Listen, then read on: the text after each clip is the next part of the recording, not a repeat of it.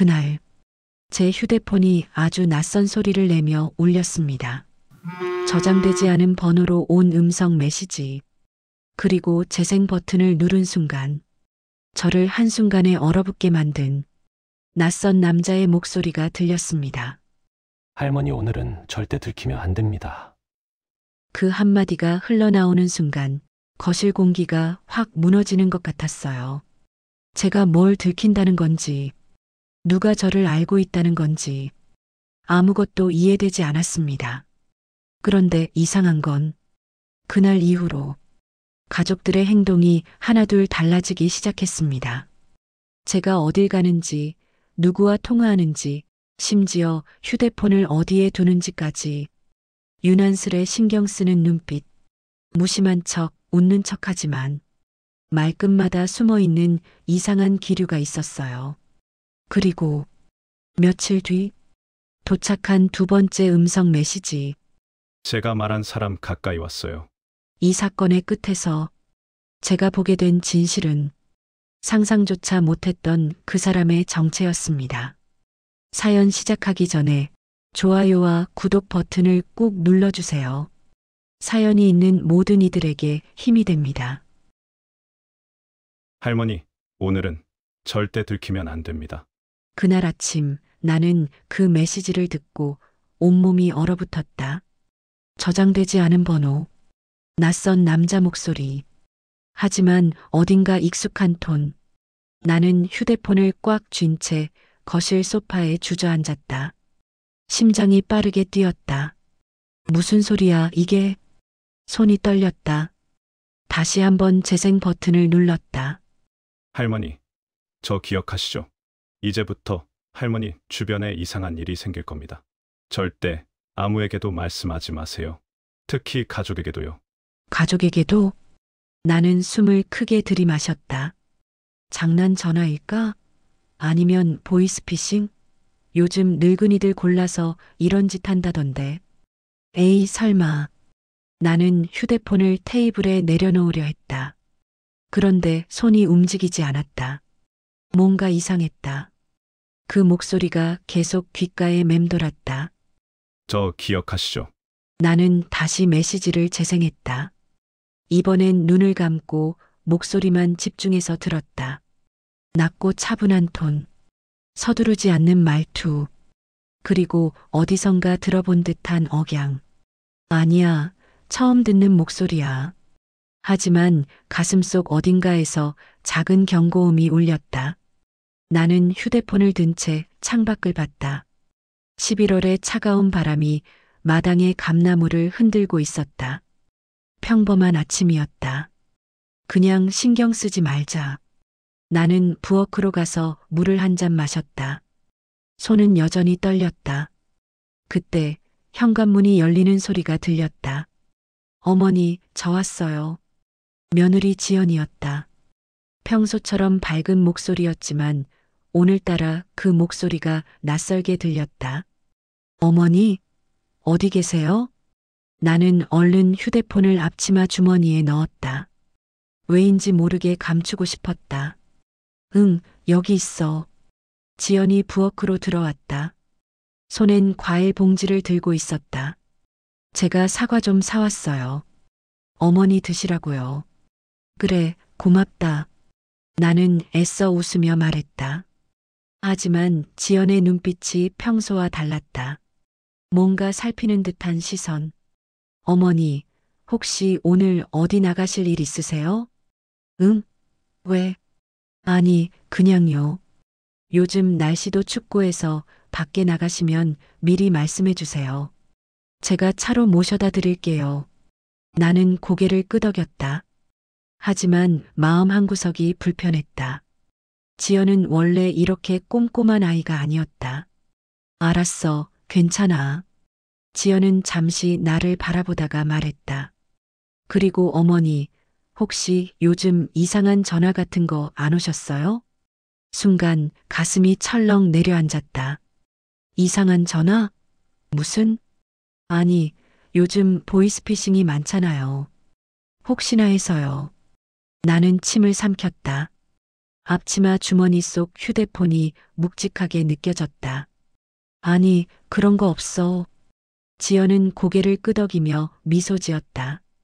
하지만 그 미소가 오늘따라 어색해 보였다. 그럼 다행이에요. 어머니, 저 잠깐 화장실 좀 다녀올게요. 지연이 복도로 사라졌다. 나는 그 뒷모습을 바라보며 가슴을 쓸어내렸다. 뭔가 이상하다.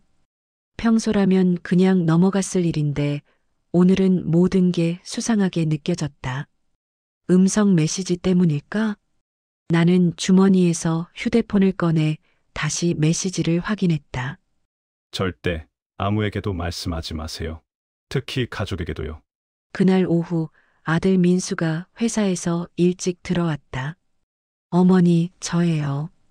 평일 낮에 민수가 집에 오는 건 흔한 일이 아니었다. 나는 거실에서 텔레비전을 보다가 고개를 돌렸다. 왜 벌써 왔어? 회사는? 오늘 일찍 끝나서요. 어머니 요즘 어떻게 지내세요? 민수는 내 옆에 앉으며 물었다. 표정은 평온했지만 눈빛엔 뭔가 긴장한 기색이 있었다. 응, 잘 지내지. 너나 지연이가 잘 챙겨주니까. 그렇군요. 어머니, 혹시 요즘 누구 만나신 적 있으세요? 누굴 만나? 아니, 그냥요. 친구분들이나 아니면 모르는 사람이라든지. 나는 민수를 빤히 바라봤다. 아침에 지연이 했던 질문과 비슷했다. 무슨 일 있어? 아니요, 그냥 궁금해서요. 민수는 웃었지만 그 웃음은 억지스러웠다. 나는 불안감이 커지는 걸 느꼈다. 민수야, 엄마한테 숨기는 거 있지? 민수의 표정이 굳었다. 잠시 침묵이 흘렀다. 어머니, 사실은. 그때 지연이 부엌에서 나오며 말을 끊었다. 여보, 저녁 준비 도와줄래요? 민수는 고개를 돌렸다. 지연과 눈빛을 교환했다. 뭔가 신호를 주고받는 것 같았다. 응, 알았어. 민수는 일어서며 내 어깨를 가볍게 두드렸다. 어머니, 나중에 얘기해요. 지금은 저녁 먹어요. 나는 답답한 마음에 한숨을 쉬었다. 뭔가 숨기고 있다. 분명히. 저녁 식사는 조용했다. 평소라면 지연이 이런저런 이야기를 했을 텐데 오늘은 다들 말이 없었다. 어머니, 밥 더 드실래요? 아니, 됐어. 나는 젓가락을 내려놓았다. 입맛이 없었다. 민수가 조심스럽게 입을 열었다. 어머니, 요즘 핸드폰 좀 불편하지 않으세요? 응? 왜? 기종이 오래됐잖아요. 제가 새 폰으로 바꿔드릴까 해서요. 아니, 이거 쓸만해. 그래도 한번 봐드릴게요. 혹시 이상한 앱이 깔려 있거나 그럴 수도 있으니까. 민수가 손을 내밀었다.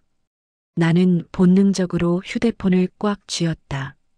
아니, 괜찮아. 나 잘 쓰고 있어. 어머니, 그냥 확인만 하고 드릴게요. 민수의 목소리가 조금 강해졌다. 나는 당황스러웠다.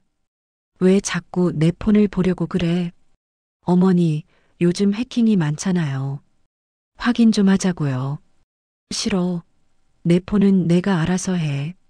나는 처음으로 목소리를 높였다. 민수와 지연이 놀란 표정으로 나를 바라봤다. 침묵이 흘렀다. 죄송해요, 어머니.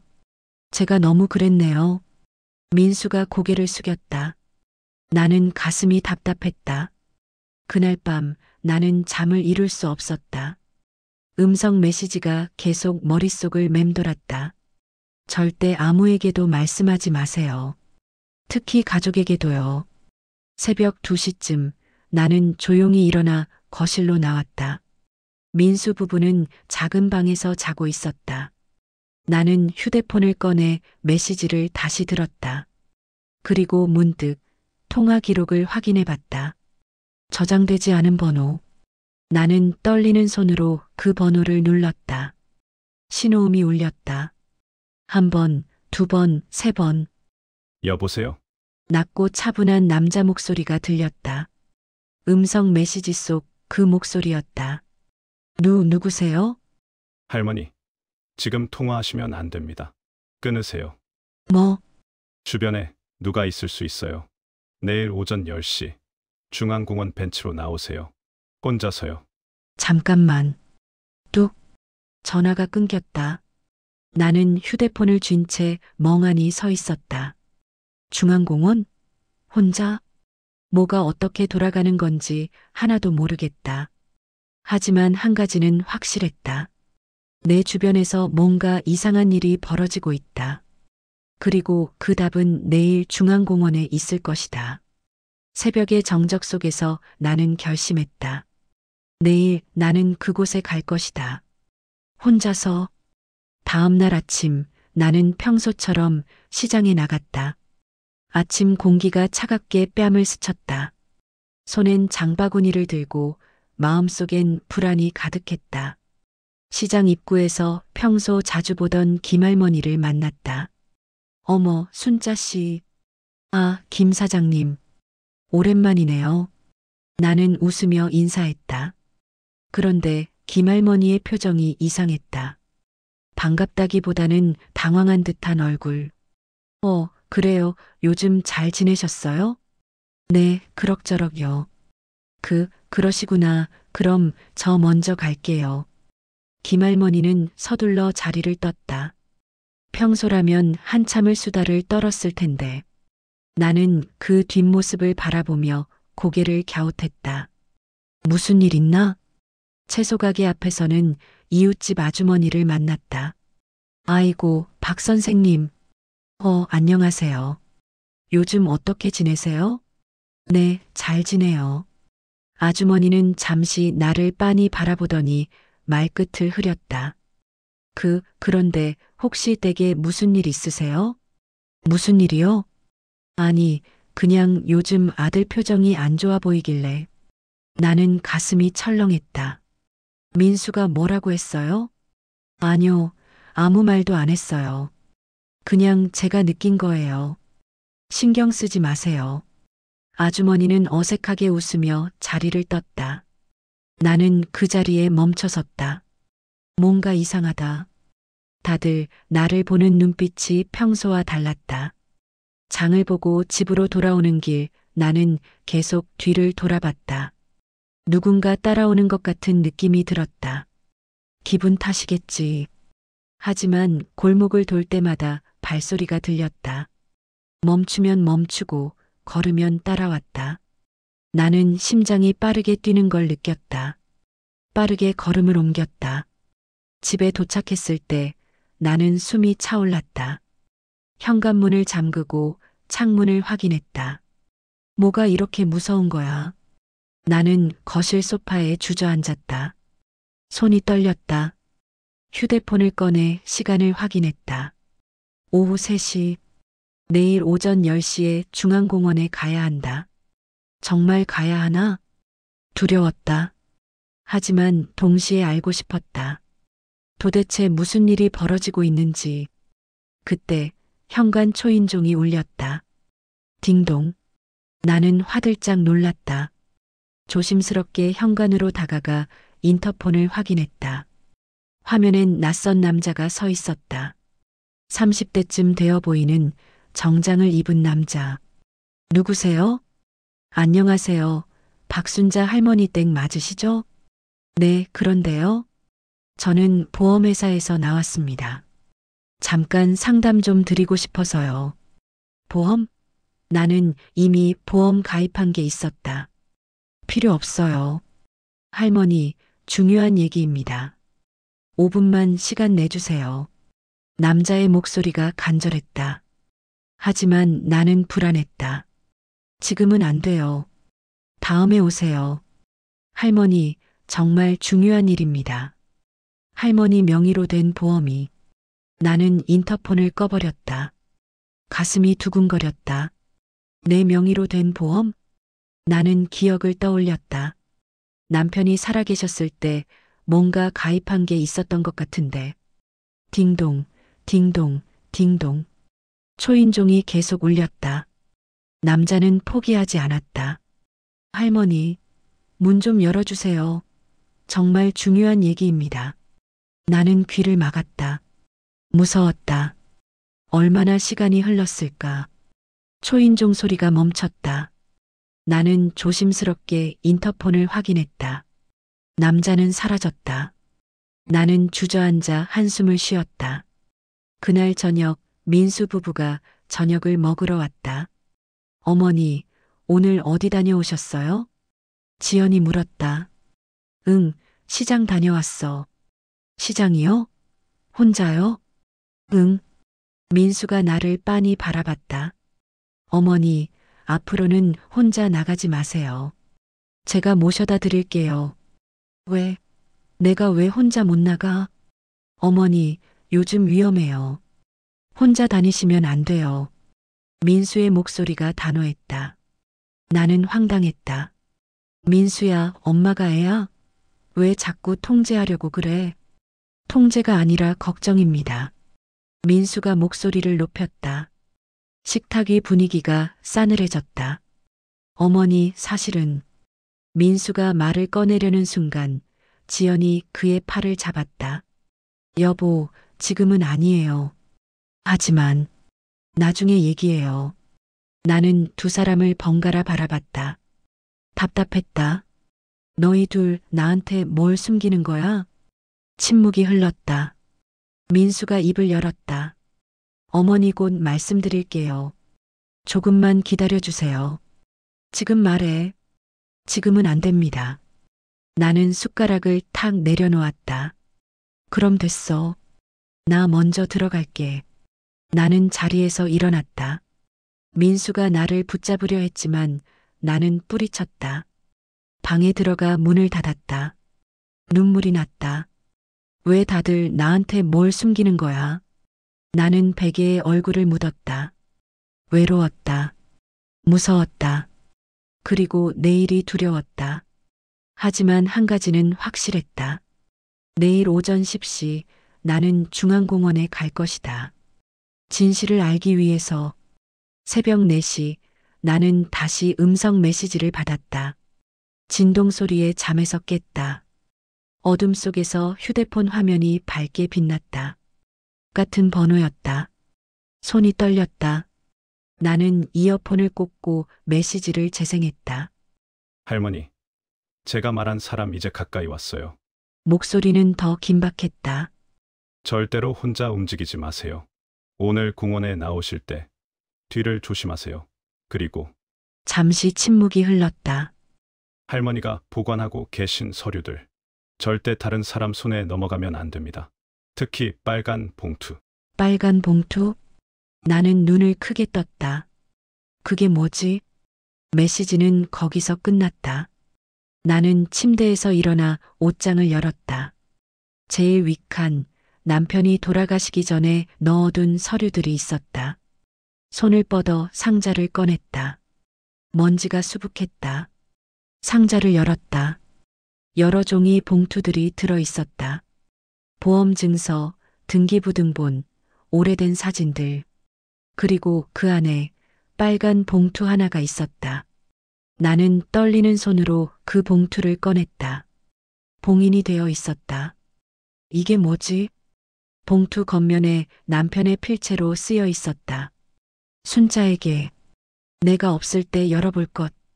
가슴이 두근거렸다. 남편은 10년 전에 돌아가셨다. 왜 이제야 이걸 발견한 거지? 나는 조심스럽게 봉투를 뜯었다. 안에는 서류 몇 장과 통장 사본이 들어 있었다. 첫 번째 서류는 보험 증서였다. 액수를 보고 나는 숨이 멎었다. 3억? 내 이름으로 된 생명보험이었다. 남편이 내 이름으로 가입해 놓은 거였다. 두 번째는 부동산 등기부등본. 서울 강남에 있는 상가 건물의 지분 30%. 이게 무슨... 나는 아무것도 몰랐다. 남편은 내게 이런 얘기를 한 적이 없었다. 세 번째 서류는 편지였다. 남편의 글씨. 순자야, 미안해. 내가 살아있을 때 말하지 못했어. 이 재산은 내 것이야. 절대 다른 사람한테 넘기지 마. 특히 여기서 글씨가 흐릿해졌다. 마지막 문장이 보이지 않았다. 나는 손이 떨렸다. 왜 남편은 이걸 숨긴 거지? 그때 문득 이상한 생각이 들었다. 민수가 이걸 알까? 나는 서류를 다시 봉투에 넣고 옷장 깊숙이 숨겼다. 아무에게도 보이면 안 될 것 같았다. 시계를 봤다. 새벽 5시. 몇 시간 후면 공원에 가야 한다. 잠이 오지 않았다. 나는 거실로 나갔다. 그리고 쓰레기통 옆에서 이상한 걸 발견했다. 찢어진 종이 조각들. 나는 몸을 숙여 조각들을 주웠다. 누군가 급하게 찢어서 버린 것 같았다. 조각들을 맞춰보았다. 어머니 이름으로 되어 있는. 알게 되면 끝난다. 빨간 봉투. 일단 찾아야 해. 나는 온몸이 차갑게 식는 걸 느꼈다. 이 메모는 누가 쓴 거지? 필체를 보니 민수였다. 민수가 이걸 알고 있었어? 나는 주저앉았다. 머릿속이 복잡했다. 민수와 지연이 빨간 봉투를 찾고 있었다. 그리고 내가 알게 되면 끝난다고 했다. 왜? 내 돈인데 왜 내가 알면 안 되는 거야? 분노가 치밀었다. 동시에 배신감이 밀려왔다. 나는 종이 조각들을 꽉 쥐었다. 손이 떨렸다. 그때 복도에서 발소리가 들렸다. 나는 얼른 종이를 주머니에 넣고 일어났다. 민수였다. 잠옷 차림으로 나왔다. 어머니, 왜 안 주무세요? 잠이 안 와서.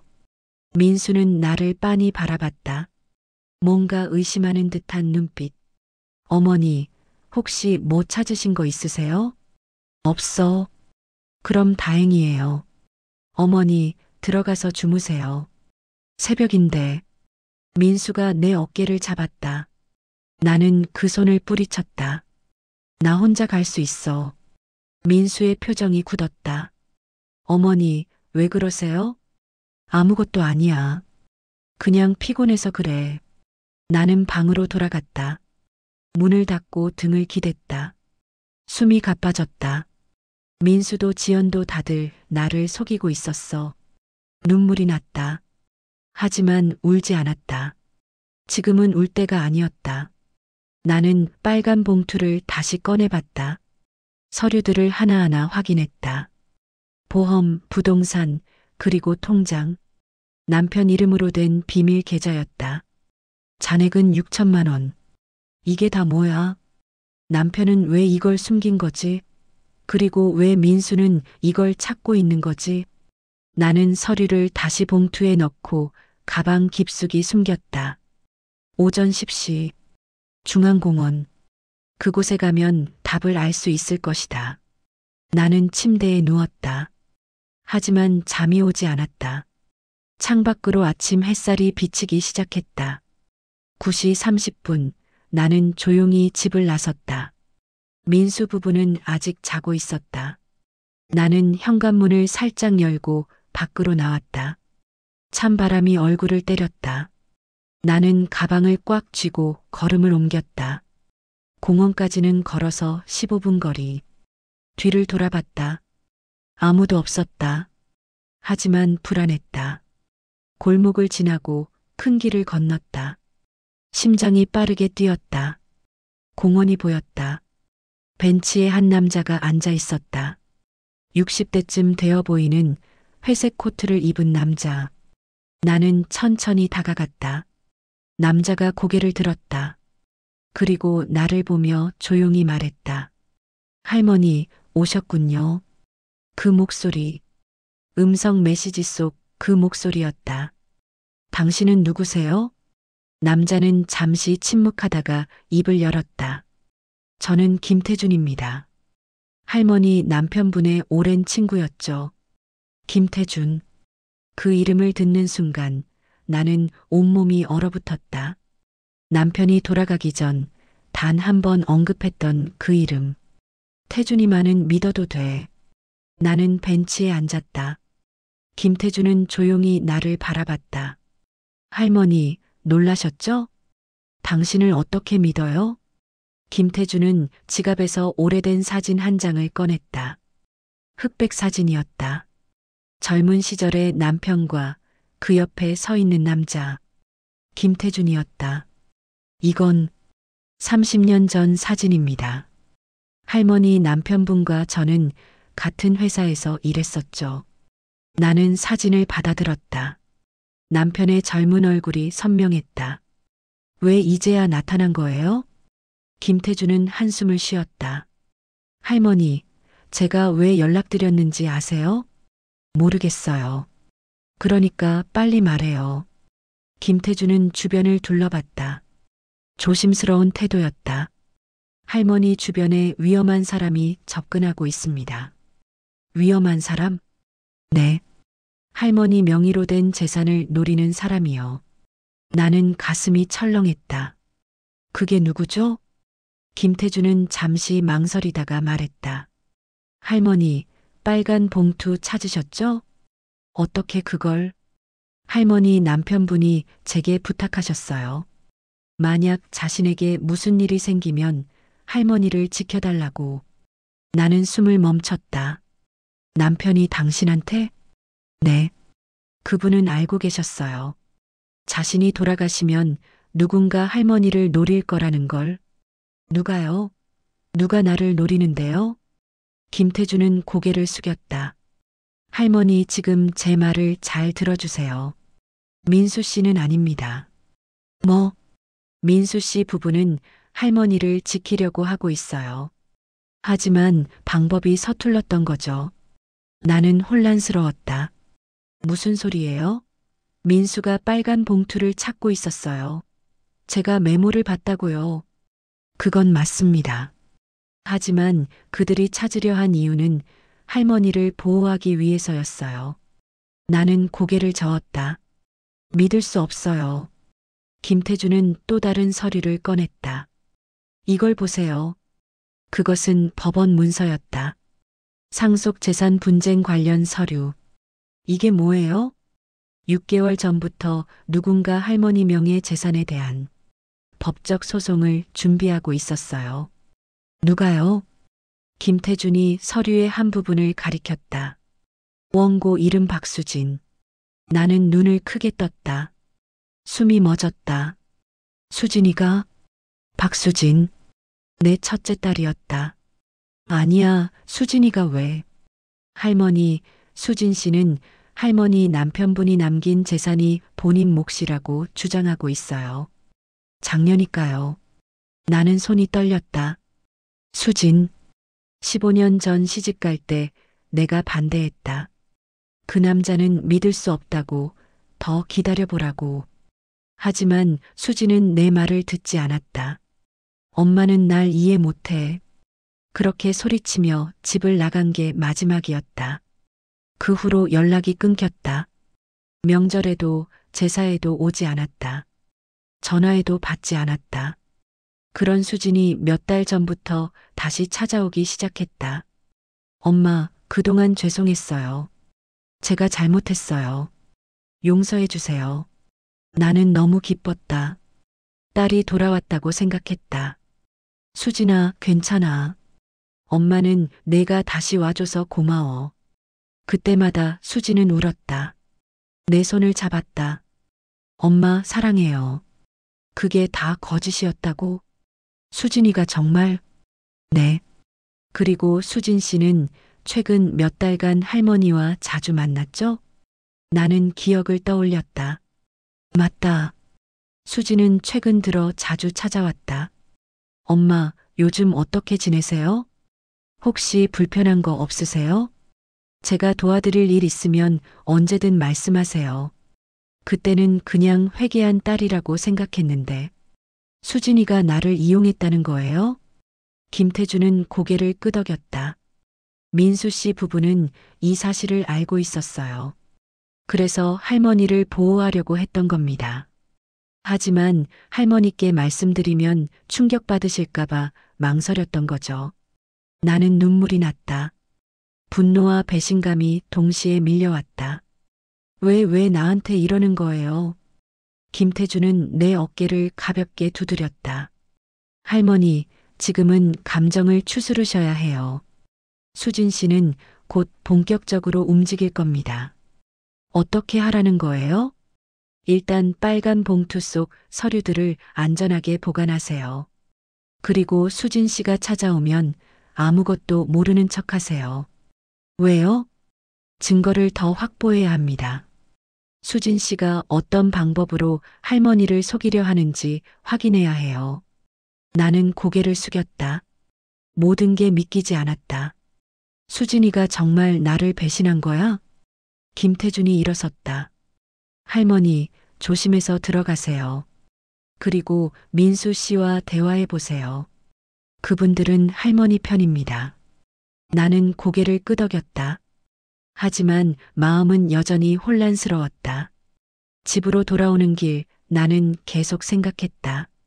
민수가 나를 지키려 했다고, 수진이가 나를 속였다고, 모든 게 뒤죽박죽이었다.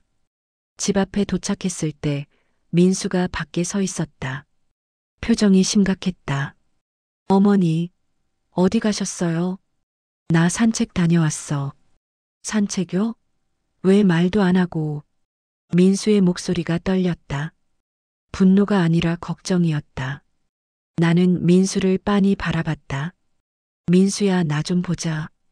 거실에 셋이 모여 앉았다. 민수와 지연 그리고 나. 침묵이 흘렀다. 나는 먼저 입을 열었다. 민수야, 지연아. 너희 나한테 숨기는 거 있지? 민수가 고개를 숙였다. 어머니, 죄송합니다. 뭐가 미안해? 말해봐. 지연이 조심스럽게 말했다. 어머니, 사실 저희가 최근에 이상한 걸 발견했어요. 이상한 거? 민수가 서류 봉투를 꺼냈다. 이건 6개월 전에 법원에서 온 통지서예요. 어머니 명의 재산에 대한 소송 예고 통지였죠. 나는 서류를 받아들었다. 김태준이 보여준 것과 같은 내용이었다. 수진이가 정말 소송을 걸려고 했어? 네. 그런데 수진 누나는 직접 하지 않았어요. 변호사를 통해서 조용히 준비하고 있었죠. 지연이 덧붙였다. 저희가 알게 된 건 우연이었어요. 민수 오빠 친구가 법원에서 일하는데 그쪽에서 귀띔해 준 거예요. 나는 숨을 크게 들이마셨다. 그래서 너희가 나한테 숨긴 거야? 어머니께 말씀드리면 충격받으실까봐. 충격? 나 지금 더 큰 충격받았어. 너희가 나한테 여지껏 숨긴 게 더 충격이야. 내 목소리가 커졌다. 민수가 황급히 말했다. 어머니, 저희는 어머니를 보호하려고. 보호? 나를 의심하고 감시하는 게 보호야? 아니에요. 저희는 수진 누나가 어머니께 접근하는 걸 막으려고 했던 거예요. 나는 고개를 저었다. 민수야, 나도 이제 알아. 김태준 씨한테 들었어. 민수와 지연의 얼굴이 굳었다. 김태준이요? 어머니, 그 사람 만나셨어요? 응. 오늘 아침에. 민수가 다급하게 말했다. 어머니, 그 사람 조심하셔야 해요. 왜? 김태준은 완전히 믿을 수 있는 사람이 아니에요. 나는 눈을 크게 떴다. 무슨 소리야? 그 사람은 아버지 친구라고 했어. 맞아요. 하지만 그 사람도 어머니 재산에 관심이 있어요. 지연이 또 다른 서류를 꺼냈다. 이건 10년 전 아버님과 김태준 씨 사이에 있었던 금전거래 내역이에요. 나는 서류를 봤다. 남편이 김태준에게 큰 돈을 빌려준 기록이었다. 아버님은 김태준 씨에게 5천만 원을 빌려주셨어요. 하지만 김태준 씨는 갚지 않았죠. 그럼 김태준이 나를 이용하려고? 민수가 고개를 끄덕였다. 저희도 확실하지는 않아요. 하지만 그 사람이 갑자기 나타난 건 의심스러워요. 나는 머리가 복잡했다. 수진도 김태준도 다들 나를 속이는 거야? 그럼 내가 누굴 믿어야 해? 민수가 내 손을 잡았다. 어머니, 저희를 믿으세요. 저희는 정말 어머니 편이에요. 나는 민수의 눈을 봤다. 진심이 보였다. 미안해, 민수야. 엄마가 너희를 의심했어. 아니에요, 어머니. 저희가 제대로 설명 안 드린 게 잘못이에요. 지연이 차를 가져왔다. 따뜻한 차를 마시며 우리는 천천히 이야기를 나눴다. 그럼 이제 어떻게 해야 해? 민수가 말했다. 일단 빨간 봉투 속 서류들을 변호사한테 맡겨야 해요. 법적으로 보호받을 수 있게요. 수진이는? 수진 누나가 직접 찾아올 거예요. 아마 며칠 안에요. 그럼 나는 어떻게 해야 해? 지연이 조심스럽게 말했다. 어머니, 수진 언니가 오면 아무것도 모르는 척 해주세요. 왜? 저희가 증거를 더 모아야 해요. 수진 언니가 어떤 방법으로 어머니를 속이려 하는지 녹음해야 해요. 나는 고개를 끄덕였다. 알았어. 그렇게 할게. 민수가 내 어깨를 안았다. 어머니, 걱정 마세요. 저희가 꼭 지켜드릴게요. 그날 밤 나는 잠들기 전에 빨간 봉투를 다시 꺼냈다. 남편의 편지를 다시 읽었다. 순자야, 미안해. 내가 살아있을 때 말하지 못했어. 이 재산은 내 것이야. 절대 다른 사람한테 넘기지 마. 특히 흐릿한 마지막 문장. 나는 빛에 비춰봤다. 특히 수진이에게는. 나는 숨이 멎었다. 남편은 알고 있었다. 수진이 언젠가 나를 노릴 거라는 걸. 왜 남편은 이걸 알았을까? 그때 문득 기억이 떠올랐다. 15년 전 수진이 시집가던 날. 남편이 나를 조용히 불러서 했던 말. 순자야, 수진이를 조심해야 해. 무슨 소리예요? 우리 딸인데. 나는 저 아이 눈빛을 봤어. 저 아이는 언젠가 우리를 배신할 거야. 당신 왜 그래요? 우리 딸한테 무슨 그런 말을 해요. 나는 화를 냈다. 남편은 더 이상 말하지 않았다. 그리고 몇 년 후 남편은 돌아가셨다. 돌아가시기 전 마지막으로 내 손을 잡고 말했다. 순자야, 빨간 봉투 꼭 찾아봐. 나는 그때 무슨 말인지 몰랐다. 하지만 이제 안다. 남편은 모든 걸 알고 있었다. 수진의 본 모습을. 나는 편지를 다시 봉투에 넣었다. 그리고 베개 밑에 숨겼다. 창밖을 봤다. 달이 밝았다. 내일 수진이 올 것이다. 그리고 나는 준비되어 있어야 한다. 진실을 밝히기 위해. 잠들기 직전 휴대폰이 울렸다. 문자 메시지였다. 발신자 수진. 엄마, 내일 뵈러 갈게요. 중요한 얘기 있어요. 꼭 집에 계세요. 나는 휴대폰을 꽉 쥐었다. 시작됐다. 다음 날 아침 초인종이 울렸다. 인터폰 화면 속 수진은 환하게 웃고 있었다. 그 웃음 뒤에 숨겨진 진짜 얼굴을 나는 이제 알고 있었다. 현관문을 열었다. 수진이 서 있었다. 엄마. 환한 미소. 손에는 과일 바구니. 수진아. 들어와. 수진은 거실로 들어와 앉았다. 평소처럼 편안한 태도였다. 엄마, 요즘 어떻게 지내세요? 응, 그냥 그래. 나는 애써 평온한 척했다. 하지만 속으로는 긴장이 극에 달했다. 민수가 준 녹음기가 주머니 속에 있었다. 이미 켜져 있었다. 엄마, 사실 오늘 온 이유가 있어요. 뭔데?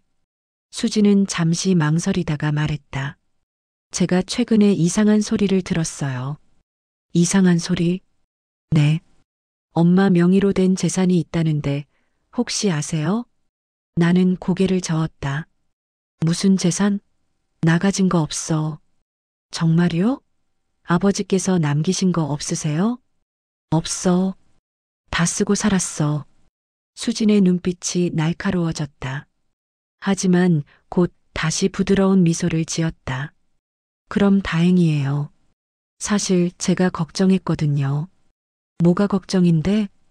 요즘 사기꾼들이 많잖아요. 어르신들 노려서 재산 빼앗아가는 사람들이요. 나는 차를 따르며 말했다. 그래, 나는 괜찮아. 엄마, 혹시 변호사나 이상한 사람한테 연락 온 적 없으세요? 없어. 수지는 차를 마시며 나를 빤히 바라봤다. 사실대로 말씀해 주세요. 뭘? 아버지 명의 보험이나 부동산 진짜 없으세요? 나는 수진의 눈을 똑바로 봤다. 왜 자꾸 그걸 물어? 수진의 표정이 굳었다. 엄마, 사실은 제가 알아봤어요. 뭘? 아버지께서 생전에 큰 보험을 들어두셨어요. 그리고 강남에 상가 지분도 있고요. 나는 침묵했다. 그게 다 엄마 명의로 되어 있다는 걸 알았어요. 수진이 앞으로 몸을 숙이며 말했다. 그런데 그게 법적으로 좀 복잡해요. 무슨 소리야? 저는 장녀잖아요. 그럼 그 재산의 일부는 제 거예요. 나는 온몸이 차갑게 식는 걸 느꼈다. 수진아, 무슨 소리 하는 거야? 다 엄마를 위해서 하는 말이에요. 엄마 혼자 그 재산 관리하시기 힘드시잖아요. 제가 대신 관리해 드릴게요. 내가 왜 힘들어? 이제 나이도 드셨잖아요. 이런 거 복잡해요. 법적으로 처리하려면 서류도 많고. 나는 차를 내려놓았다. 수진아, 넌 지금 뭘 원하는 거야? 수진의 표정이 변했다. 미소가 사라졌다. 그 재산의 절반은 제 거예요. 뭐? 저는 장녀예요. 법적으로 제게 권리가 있어요. 나는 손이 떨렸다. 수진아, 넌 나를 그렇게 생각했어? 제 말 오해하지 마세요. 저는 그냥 제 권리를 찾으려는 거예요. 권리? 내가 무슨 권리가 있어?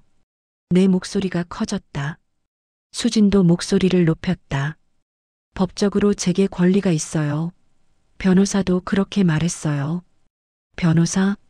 네. 저 이미 준비 다 했어요. 엄마가 자진해서 주시면 좋겠지만 안 그러시면 법적으로 가겠어요. 나는 일어섰다. 가슴이 터질 것 같았다.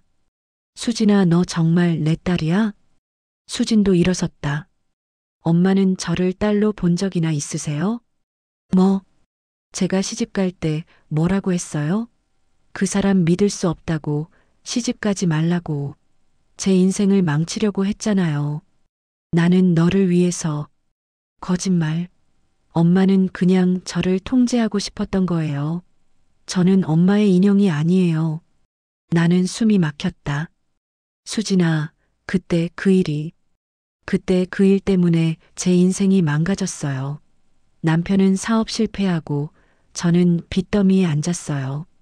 다 엄마 때문이에요. 내가 뭘 어떻게 했는데. 저를 믿어줬어야죠. 제 편이었어야죠. 수진의 목소리가 떨렸다. 눈물이 흘렀다. 저는 15년 동안 혼자 버텼어요. 가족한테 한 번도 손 벌리지 않았어요. 하지만 이젠 제 몫을 찾아야겠어요. 나는 당장 나가라고 소리치고 싶었다. 하지만 입이 떨어지지 않았다. 수진아, 2주 드릴게요. 2주 안에 결정하세요. 자진해서 주실 건지 아니면 법정에서 볼 건지. 수진은 가방을 들고 현관으로 향했다. 문을 열기 직전 돌아서서 말했다. 저도 엄마 딸이에요. 그런데 왜 민수만 편애하세요? 뭐? 민수는 집도 사주고 사업 자금도 대주고 저한테는 뭐 해준 게 있어요? 수진아, 그건 됐어요. 이제 말 안 해도 알아요. 수진이 문을 쾅 닫고 나갔다. 나는 그 자리에 주저앉았다. 숨이 가빠졌다. 눈물이 쏟아졌다. 민수가 방에서 나왔다. 옆에 지연도 있었다. 어머니, 민수가 나를 부축했다. 다 들었어? 네, 녹음 잘 됐어요. 지연이 물을 가져왔다. 나는 물을 마시며 진정했다. 민수야, 내가 수진이한테 잘못한 거 있어? 민수가 내 손을 잡았다. 아니에요, 어머니. 어머니는 잘못 없어요. 하지만 수진이 말이 맞는 것 같아. 내가 수진이한테 편애했던 것 같아. 어머니, 그건 수진 누나가 잘못 생각하는 거예요. 민수가 조용히 말했다. 어머니는 저희 둘 다 똑같이 사랑하셨어요. 다만 누나가 그걸 못 느낀 거예요. 다음 날 김태준에게서 전화가 왔다. 할머니, 저 좀 만나야 할 것 같습니다. 왜요? 중요한 얘기가 있어요. 오늘 오후 2시 카페에서 만나요. 나는 민수에게 말했다. 민수는 함께 가겠다고 했다. 아니야. 내가 혼자 갈게. 어머니, 위험해요. 괜찮아. 김태준 씨가 뭐라고 하는지 들어봐야 해. 민수는 망설이다가 고개를 끄덕였다. 알겠어요. 대신 핸드폰 켜두세요. 문제 생기면 바로 연락하시고요. 오후 2시 나는 카페에 도착했다. 김태준은 이미 와 있었다. 할머니, 앉으세요. 나는 앉았다. 김태준은 커피를 내밀었다. 할머니, 어제 수진 씨가 다녀갔죠? 어떻게 알아요? 제가 지켜보고 있었으니까요. 나는 눈을 크게 떴다. 지켜보고 있었다고요? 네. 할머니 안전을 위해서요. 김태준은 서류를 꺼냈다. 할머니, 이걸 보세요. 그것은 채무 증서였다. 남편이 김태준에게 돈을 빌려준 기록. 이건 10년 전 서류예요. 제가 할머니 남편분께 5천만 원을 빌렸죠. 왜 이걸 보여주는 거예요? 할머니, 저는 이미 다 갚았어요. 김태준이 또 다른 서류를 꺼냈다. 송금 내역이었다. 5년 전에 다 갚았습니다. 하지만 민수 씨는 이걸 모르고 계시죠. 나는 서류를 봤다. 확실히 송금 기록이 있었다. 그럼 왜 민수는? 민수 씨가 잘못 알고 계시는 겁니다. 저는 할머니를 속이려는 게 아니에요. 김태준은 진지한 표정으로 말했다. 할머니, 제가 진짜 경고하려는 사람은 따로 있어요. 누구요? 김태준은 잠시 망설이다가 입을 열었다. 민수 씨의 아내 지연 씨입니다. 나는 숨이 멎었다. 지연이? 네. 지연 씨는 수진 씨와 내통하고 있어요. 무슨 소리예요? 김태준이 휴대폰을 꺼냈다. 사진을 보여줬다. 지연과 수진이 카페에서 만나는 사진이었다. 이건 언제 찍은 거예요? 일주일 전입니다. 둘이 자주 만나요. 나는 손이 떨렸다. 지연이가 왜? 할머니, 지연 씨는 수진 씨와 함께 재산을 나눠 가지려는 계획을 세우고 있어요. 아니야, 지연이는 착한 애야. 할머니, 사람은 돈 앞에서 변합니다. 김태준이 또 다른 증거를 보여줬다. 문자 메시지 캡처였다. 언니, 어머니가 빨간 봉투 찾으신 것 같아요. 그럼 빨리 회수해. 우리 계획 들키면 안 돼. 나는 온몸이 차갑게 식었다. 이게 정말이에요? 네. 제가 확인했어요. 나는 주저앉을 뻔했다. 김태준이 나를 부축했다. 할머니, 괜찮으세요? 지연이가 정말? 할머니, 민수 씨는 아무것도 몰라요. 지연 씨가 민수 씨한테도 숨기고 있어요. 나는 눈물이 났다. 그럼 나는 누굴 믿어야 해요? 김태준이 내 손을 잡았다. 할머니, 저를 믿으세요. 제가 할머니를 지켜드릴게요. 어떻게? 일단 빨간 봉투를 제게 맡기세요. 제가 안전하게 보관하겠습니다. 나는 망설였다. 지연이 정말 그런 애가 아닌데. 할머니, 증거가 여기 있잖아요. 김태준이 서류들을 다시 보여줬다. 나는 혼란스러웠다. 머리가 깨질 것 같았다. 저 집에 가서 생각해 볼게요. 할머니, 시간이 없어요. 지연 씨가 곧 움직일 겁니다. 그래도 나 좀 생각할 시간을 주세요. 김태준은 한숨을 쉬었다. 알겠습니다. 하지만 빨리 결정하셔야 해요. 나는 카페를 나왔다. 다리에 힘이 없었다. 집으로 가는 길 나는 계속 울었다. 지연이가 정말 나를 배신한 걸까? 아니면 김태준이 거짓말하는 걸까? 누가 진짜고 누가 가짜인지 모르겠다. 집 앞에 도착했을 때 민수가 밖에 나와 있었다. 어머니, 괜찮으세요? 나는 민수를 봤다. 그리고 안에 있는 지연을 봤다. 지연은 웃고 있었다. 그 웃음이 오늘따라 낯설게 보였다. 그날 밤 나는 결심했다. 내일 나는 직접 확인할 것이다. 지연의 휴대폰을. 그 안에 진실이 있을 것이다. 새벽 나는 조용히 일어났다. 민수 부부는 작은 방에서 자고 있었다. 나는 거실로 나가 지연의 가방을 찾았다. 휴대폰이 안에 있었다. 손이 떨렸다. 하지만 해야 했다. 비밀번호를 눌렀다. 지연의 생일. 열렸다. 메시지를 확인했다. 수진과의 대화 내역을 찾았다. 스크롤을 내렸다. 그리고 나는 숨을 멈췄다. 언니, 어머니 정말 힘드시대요. 언니가 너무 심하게 나가는 것 같아요. 내가 뭘 어떻게 해? 내 권리잖아. 언니, 제발 어머니한테 그러지 마세요. 어머니는 언니를 얼마나 그리워하셨는데요. 그럼 왜 내가 시집갈 때 반대했어? 내 인생 망쳐놓고. 그건 어머니가 언니를 사랑해서 그러신 거잖아요. 사랑? 웃기지 마. 엄마는 민수만 편애했어. 아니에요. 어머니는 언니를 정말 사랑하세요. 나는 휴대폰을 떨어뜨릴 뻔했다. 지연은 내 편이었다. 더 스크롤을 내렸다. 일주일 전 대화. 언니 만나서 얘기 좀 해요. 어머니 일 그만두세요. 싫어. 내 권리야. 언니 제발이요. 가족끼리 이러지 말아요. 가족? 너네가 날 가족으로 봤어? 김태준이 보여준 사진. 그건 지연이 수진을 설득하려던 자리였다. 나는 눈물이 났다. 내가 지연이를 의심했구나. 그때 뒤에서 목소리가 들렸다. 어머니? 지연이었다. 잠옷 차림으로 서 있었다. 지연아. 지연은 내 손에 있는 휴대폰을 봤다. 어머니, 제 폰 보셨어요? 미안해 나는 말을 잇지 못했다. 지연이 다가왔다. 어머니, 괜찮으세요? 지연이 나를 안았다. 나는 그 품에서 울었다. 미안해, 지연아, 엄마가 너를 의심했어. 아니에요, 어머니.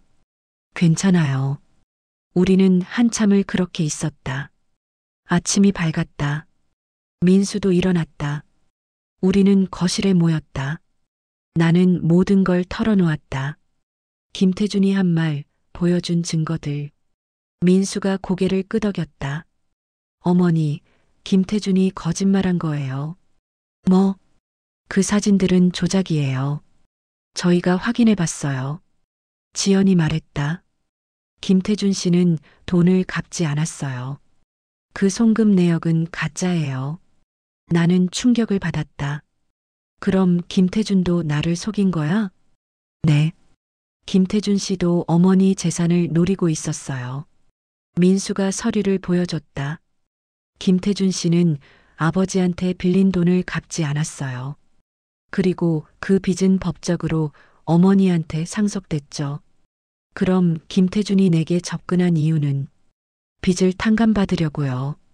그리고 가능하면 더 얻어내려고요. 나는 한숨을 쉬었다. 그럼 진짜 내 편은 너희뿐이구나. 민수와 지연이 내 손을 잡았다. 어머니, 저희가 있어요. 걱정 마세요. 며칠 후 우리는 변호사를 만났다. 빨간 봉투 속 모든 서류를 법적으로 정리했다. 수진의 소송은 기각됐다. 증거가 불충분했다. 김태준은 빚상환 소송에서 졌다. 그는 돈을 갚아야 했다. 모든 게 정리됐다. 하지만 내 마음은 여전히 아팠다. 어느 날 오후 나는 공원 벤치에 앉아 있었다. 햇살이 따뜻했다. 옆에 민수와 지연이 앉았다. 어머니, 이제 마음 편하시죠? 응, 고마워, 민수야. 지연아, 저희가 뭐려? 당연한 일인데요. 나는 하늘을 봤다. 수진은 내가 잘못 키운 걸까? 아니면 수진이 원래 그런 아이였을까? 나는 모르겠다. 하지만 한 가지는 확실하다. 내가 수진을 사랑했다는 것. 그리고 마음은 아프지만 여전히 사랑한다는 것. 어머니, 뭐 생각하세요? 응? 아무것도. 나는 웃었다. 바람이 불었다. 낙엽이 떨어졌다. 계절이 바뀌고 있었다. 그리고 나도 조금 변했다. 이제 나는 안다. 사람을 어떻게 봐야 하는지, 돈이 보여주는 진실이 무엇인지, 그리고 진짜 가족이 누구인지. 저녁, 우리는 함께 식사를 했다. 지연이 만든 된장찌개가 맛있었다. 지연아, 이거 정말 맛있다. 그래요? 다행이다. 어머니 입맛에 맞으면 됐어요. 민수가 밥을 더 퍼주며 말했다. 어머니, 앞으로는 저희한테 뭐든 말씀해 주세요. 혼자 고민하지 마시고요. 응, 그럴게. 식사 후 우리는 텔레비전을 봤다. 평범한 저녁이었다. 하지만 그 평범함이 얼마나 소중한지 이제 알았다. 잠들기 전 나는 빨간 봉투를 마지막으로 봤다. 그리고 금고에 넣었다. 이제 이 봉투는 안전하다. 그리고 나도 안전하다. 창밖을 봤다. 별이 빛나고 있었다. 여보, 고마워요. 당신이 남겨준 것들 덕분에 저는 진짜를 알게 됐어요. 나는 조용히 눈을 감았다. 평화가 찾아왔다. 하지만 가슴 한구석엔 여전히 아픔이 남아 있었다. 수진, 내 딸. 언젠가 너도 알게 될까? 진짜 소중한 게 뭔지.